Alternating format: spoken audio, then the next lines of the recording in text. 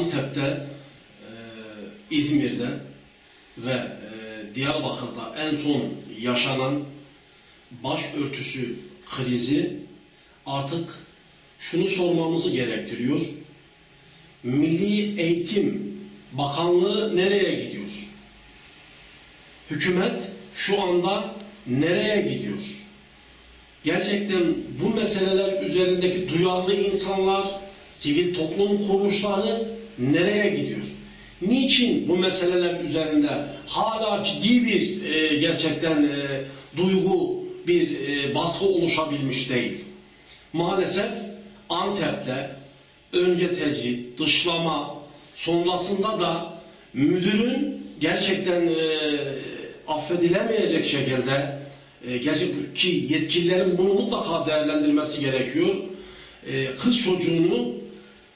Kız çocuğunun arkadaşlarına, talebelere dövdürmesi de gerçekten çok yürek yakıcı bir durum. Buradan yetkililere sesleniyoruz. Gerçekten bu mesele üzerinde hemen özür dilemelisiniz ve bu meselenin çözümü içinde en kısa zamanda gerekli hassasiyetleri ortaya koymanız lazım. Yoksa tarih affetmeyecek sizi. Yerlerin ve göklerin Rabbi sizi affetmeyecektir.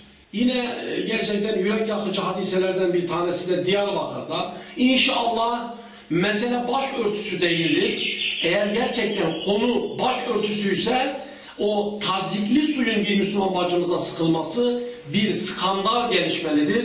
Yetkililerin bir an önce meselenin üzerinde durmaları gerekir diyoruz.